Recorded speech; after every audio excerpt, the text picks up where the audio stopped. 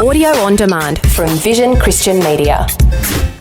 Foundations. God inspired the writers of Scripture to write about marriage.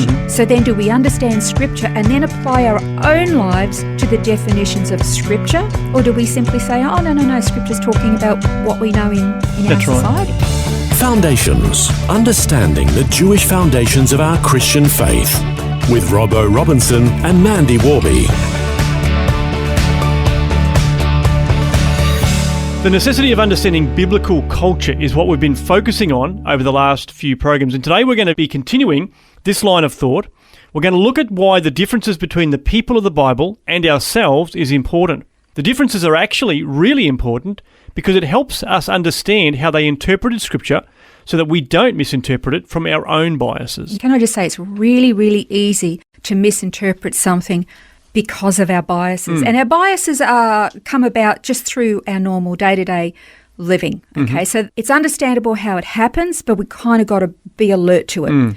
And I know this seems like a no-brainer, but it's got to be emphasised because, you know, there's a lot of us today simply interpret the words of the ancients through a 21st century worldview, again, because we're so steeped in our own culture. And even just the Eastern versus Western mindset is a huge difference, isn't it? Oh, it's like chalk and cheese. We've talked many times about the difference between a Hebrew mindset and a Greek mindset. You know, one's really literal and practical and one is all ethereal and spiritual and allegorical.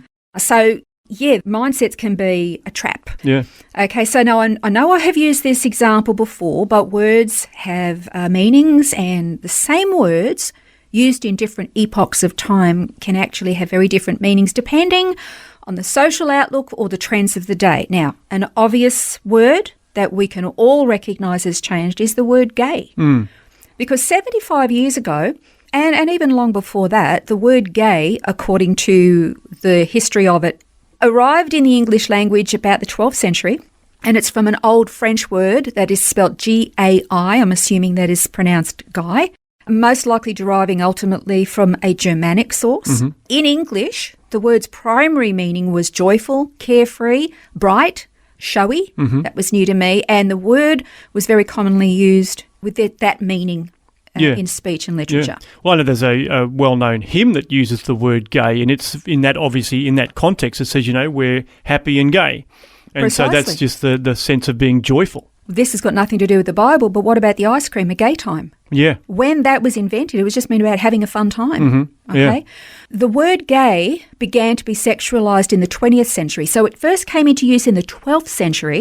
Then in the 20th century, it was used with regard to prostitution and brothels. A gay man was known as a womanizer. And then a little later in the 20th century, a middle-aged bachelor was simply described as gay because he was carefree and unattached. No connotation to being homosexual at all. The word gay was associated as living a hedonistic, uninhibited lifestyle, and the antonym, if you're not gay, you're straight, simply referred to someone living a very conventional, respectable life. Interesting. And the connection of the word gay to the homosexual lifestyle actually began in the 1960s, which most people would understand was the time that the sexual revolution took place. But it wasn't until the 80s and 90s that it was used to refer to somebody in a homosexual lifestyle. And now in the 2020s, the word gay pretty much refers to anybody within the LGBTQI and all the other letters of the alphabet, anybody not heterosexual. So I guess it just reinforces the fact that words with meanings and definitions change over time, and that means it's really important to dig in to the original meanings and definitions of words used in the Bible so we understand the differences in those meanings in ancient times compared with our own time. Exactly, and this is where our trap falls in. If we don't dig into some of these original meanings, we can really come up with a very different view or understanding. And can I just say, there's another example that's very recent for us, and that is the example of the word marriage. I mean, depending on which culture you live in, which culture and heritage you stem from, they can have very different meanings. If you're from a Muslim background, this means a man can have up to 4 wives. If you're from a Hindu background, this can actually mean that you could marry an animal. Wow. I read an article about a man in India who actually stoned a couple of dogs to death, and bad things started to happen to him, and he thought that he'd brought a curse upon himself.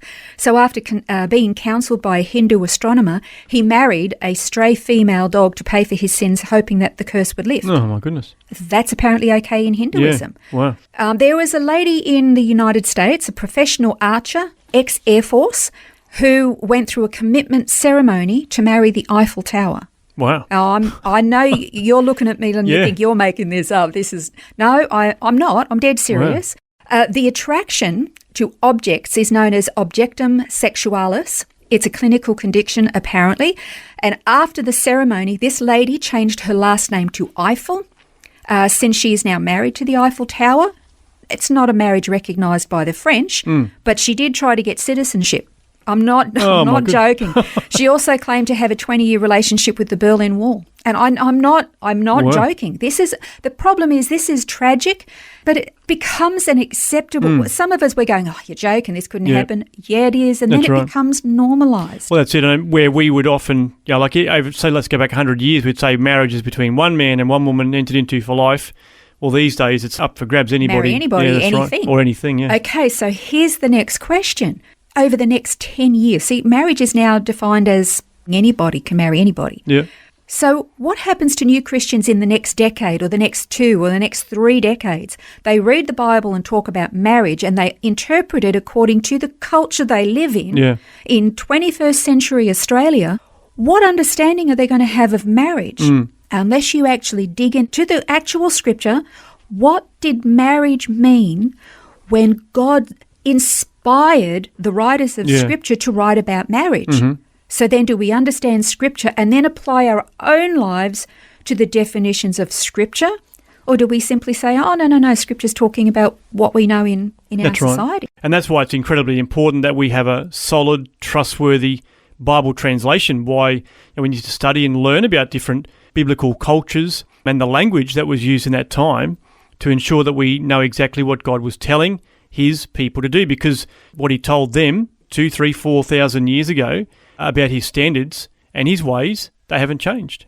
And that's not necessarily very popular to say that, because let's just be real, we as Christians, we want to fit into our society, we want to be liked, and we want the world to like us too. Yeah. But the truth is that the culture and the standards, the morals, the ethics, the view that the world has of humanity, society, all of those things is categorically different to that of the world. That means we're going to be at odds with the world. Doesn't mean we have to hate the world, isolate ourselves from the world. Not at all. But we're supposed to be a light. If we look like the world, sound like the world, talk like the world, waddle like the world, quack like the world, we are the world. That's right. So true. And we're supposed to be different. If the world is choking on itself and can't find hope, why would they look to the church if the church doesn't look any different to themselves? So true. An obvious verse that talks about this in Romans 12, verse 2, don't be conformed to this world, but be transformed by the renewing of your mind, so that you may prove what the will of God is, that which is good and acceptable and perfect. And can I just say, when it says to renew your mind, that means change my mind, not maintain my mind as it is, because my mind is corrupted. I've got to change it so that it transformed like to the word. So we line up with the word, not the other way around. Absolutely. And of course, 1 Peter 1:14 talks about this as well. It says, as obedient children, don't be conformed to the former lusts which were yours in ignorance. Exactly. We used to be ignorant. But then when we dig into the Word and we find out what God really wants of us, what His standards are, then we can no longer claim ignorance, not anymore. And a great example of that is found in the book of 2 Kings, where King Josiah, who's just a young boy, in fact, but grew up in a culture that was quite hedonistic, didn't know any different. But then the people discovered the book of the law in the temple as they were doing a bit of a clean-up, and Josiah was just impacted by the reading of the law. He was just completely realised just how sinful they were and how God's judgment was going to fall on them, and had a revival in their time because the law came in and actually caused that change to happen in their hearts. Well, their culture was, as you said, very hedonistic. It was very much like the cultures of all the different surrounding nations. But you're right, when he read the book of the law, he was shocked at how far removed they were from God's standards. I would go so far as to say that in our culture, when we read Scripture, because if we interpret it according to our own culture, we're not shocked by how different we are compared to what Scripture says. Kind of like the frog in the pot, you know. Slow boil. Slow boil. He gets so used to the water that he doesn't realise when he's in danger of being boiled to death. We are so used to, in the church, generally speaking, not all churches, I've got to be careful, but generally speaking, as Christians, we are so influenced by the culture of the world that we don't know it. That's right. Until we dig into Scripture, look at what biblical culture expects of us, and then we can go, like Josiah, I am really shocked. Yeah. And I need to bring about some change. Well, we'll continue exploring this some more in our next program, looking at why biblical culture is so important. That's next time on Foundations. This has been Foundations, a look at the Jewish foundations of our Christian faith. For study notes, resources and more, see vision.org.au/foundations.